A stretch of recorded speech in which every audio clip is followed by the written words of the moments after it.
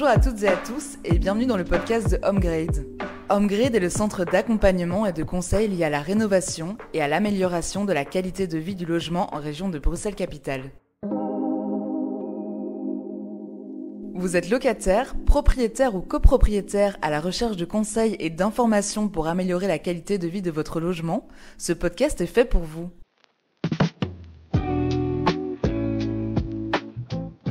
Aujourd'hui, on vous parle d'un patrimoine un peu particulier, un patrimoine caché dans de nombreux immeubles à appartements, les ascenseurs historiques.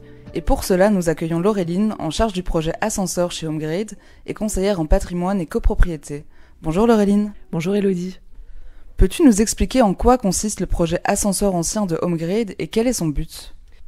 Depuis 2020, HomeGrade travaille à la stratégie qui vise à préserver les ascenseurs anciens, via notamment la réalisation d'un inventaire des ascenseurs, mais aussi en accompagnant les propriétaires dans les travaux de modernisation.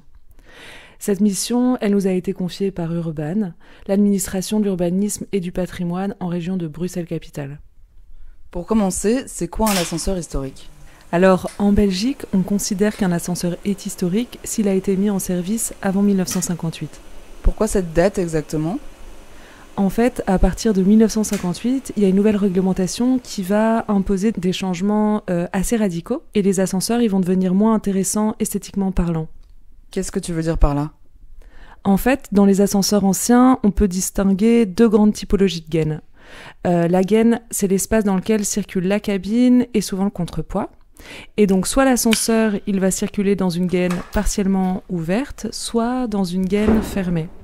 Et les ascenseurs à gaine partiellement ouverte sont en général installés au centre des cages d'escalier avec un garde-corps et des portes en ferronnerie. Et en 1958, les gaines, elles doivent obligatoirement être fermées et les portes doivent forcément être pleines. Alors, il va plus y avoir de nouveaux ascenseurs avec de belles portes et de belles parois de gaine ajourées. Est-ce que l'ancienneté est le seul critère pour qu'un ascenseur soit considéré comme historique ? Non, une deuxième condition est nécessaire. Pour qu'un ascenseur ait ce statut, il doit être reconnu par les services régionaux en charge du patrimoine au moyen d'une attestation qui décrit ses caractéristiques à préserver. Et à Bruxelles, c'est Urban donc qui peut délivrer ce document. À quoi sert cette attestation exactement ? L'attestation de valeur historique a une valeur légale, mais elle ne doit pas être confondue avec un classement. Alors déjà, elle ne dispense pas d'effectuer les travaux de mise en conformité, mais par contre, elle permet des assouplissements sur les modalités d'application de certaines mesures de sécurité et un report des délais. Elle reste valable tant que l'ascenseur conserve l'essentiel de ses caractéristiques patrimoniales. Au fond, l'objectif, c'est de pouvoir sécuriser les ascenseurs historiques tout en les préservant. Autrement dit, concilier modernité et cachet ancien. Et combien y a-t-il d'ascenseurs historiques à Bruxelles, dont on a connaissance en tout cas ? Plus de 420 ascenseurs ont été reconnus à valeur historique dans la région bruxelloise. À cela s'ajoute une vingtaine d'ascenseurs classés. Et tous figurent dans l'inventaire régional des ascenseurs historiques, consultable en ligne sur le site elevators.heritage.brussels. Et pour chaque ascenseur, on va y trouver une notice illustrée qui détaille son intérêt historique, technique et esthétique.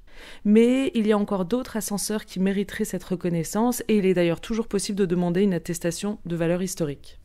Pourquoi est-il important de conserver ce patrimoine ? Qu'est-ce qu'il nous raconte ? Déjà, prendre un ascenseur ancien, c'est un peu un voyage dans le temps.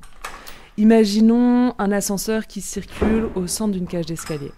On monte dans la cabine, après avoir fermé manuellement sa porte palière puis sa grille rétractile.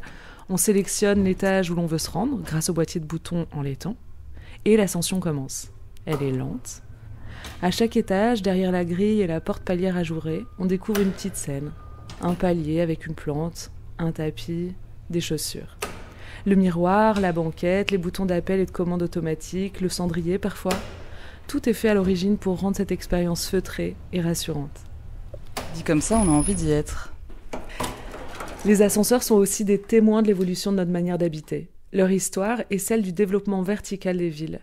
À Bruxelles, les plus anciens ascenseurs conservés dans des immeubles de logement remontent aux années 1910, mais c'est dans les années 1920 qu'ils connaissent un véritable essor, parallèlement à celui des immeubles à appartements. Notamment grâce à l'évolution de la technologie, je suppose. Oui, et à cette époque, la bourgeoisie commence à vivre en appartement. mais avec les mêmes standards de confort que dans une maison, comme la présence d'un personnel domestique. Beaucoup d'immeubles luxueux de l'entre-deux-guerres sont équipés, en plus de l'ascenseur maître, d'un ascenseur dédié au personnel de service. Les circulations entre les occupants et occupantes de l'immeuble et le personnel étaient donc bien séparées. L'ascenseur principal, lui, est souvent au cœur des espaces d'accueil et de circulation. Le garde-corps de la gaine, les portes palières et la cabine peuvent être fournis par l'entreprise d'ascenseur et choisis sur catalogue, mais dans certains immeubles de luxe, l'architecte intervient dans le dessin de ces éléments, réalisés ensuite par des artisans spécialisés. Et ensuite, comment est-ce que les ascenseurs vont continuer à évoluer dans les années et décennies qui vont suivre ? Dans les années 1930, les formes se simplifient, la standardisation s'installe. Dans les immeubles plus modestes, l'ascenseur est relégué dans une gaine fermée pour gagner de la place. Et cette tendance se généralise après la Seconde Guerre mondiale jusqu'à devenir la norme à la fin des années 1950.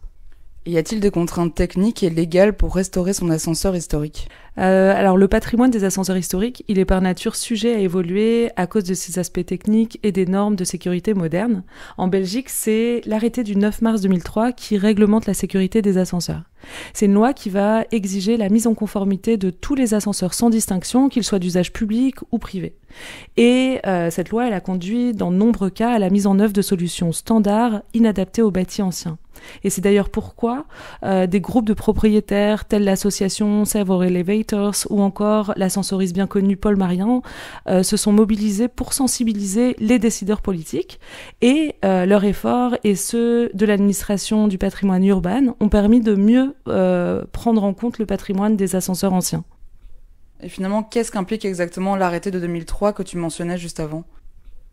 Alors, il impose une série d'obligations comme la réalisation d'une analyse de risque par un service externe pour le contrôle technique, un SECT, et c'est sur base du rapport de cette analyse de risque que l'ascensoriste il va pouvoir proposer un plan de modernisation avec le détail des interventions qu'il projette pour solutionner les risques relevés sur l'ascenseur.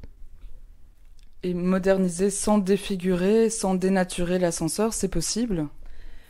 Oui, à condition de s'entourer de professionnels expérimentés dans les ascenseurs anciens. L'idée est simple, intégrer les mesures de sécurité avec le minimum d'impact visuel. Et qu'est-ce qu'on peut garder ? Que peut-on faire pour conserver le visuel de l'ascenseur ? Par exemple, les boutons d'origine. On va les recabler, on va pas les remplacer. Le bouton d'alarme ancien dans la cabine, lui, il peut servir pour installer le nouveau système de téléphonie, de communication bidirectionnelle. Ça, c'est le but de ce dispositif, c'est de mettre en contact direct les usagers et usagères avec l'ascensoriste. Si l'éclairage il est insuffisant sur les paliers, on va garder les luminaires et on va remplacer simplement les ampoules par des plus puissantes. Luminaire dans la cabine, pareil, il peut intégrer l'éclairage de secours pour éviter l'ajout d'un dispositif supplémentaire, bien souvent assez impactant visuellement. Pour les verres historiques, on va les doubler avec un film protecteur plutôt que de les remplacer par des verres armés. Enfin, on peut choisir aussi le bon modèle de serrure de sécurité qu'on peut placer discrètement sur les portes ou grilles d'origine. Encore un autre exemple bien connu, on va placer un rideau électronique pour sécuriser la baie de la cabine et éviter le placement d'une nouvelle porte. Existe-t-il des cas plus complexes ? Oui, certains ascenseurs imposent de relever des défis plus difficiles, notamment ceux qui circulent dans les gaines en grande partie ouvertes, avec des garde-corps en ferronnerie très ajourés par exemple, et pour lesquels seules des solutions de sécurisation sur mesure permettent leur préservation. On encourage dans ce cas les propriétaires et gestionnaires à nous contacter pour que nous les aiguillons au mieux. Qu'en est-il des vieilles machineries ? Les machineries anciennes ont un réel intérêt patrimonial, et l'on recommande de les conserver autant que possible. D'ailleurs, le placement d'un tableau électronique en machinerie permet souvent de préserver et moderniser d'anciens treuils et d'allier la robustesse des machineries d'autrefois à la précision et à la souplesse des nouvelles technologies. Et si la machinerie ancienne doit toutefois absolument être remplacée, ces éléments peuvent alors être stockés dans l'immeuble comme témoins. Et pour terminer, comment Homegrid intervient exactement via le projet ascenseur ? Homegrid peut vous accompagner dans les travaux de modernisation de votre ascenseur historique sur plusieurs aspects, notamment pour vous rappeler les obligations légales, pour vous aider à comprendre l'analyse de risque, à analyser vos devis, vous assurer de la préservation des caractéristiques patrimoniales. L'équipe peut également évaluer la faisabilité de certaines interventions proposées par l'ascensoriste. Notre but, c'est de vous aider à y voir plus clair dans ce dossier complexe et à vous aider à préserver au mieux la valeur patrimoniale de votre ascenseur. Est-ce que tu as une dernière chose à nous dire pour conclure cet épisode ?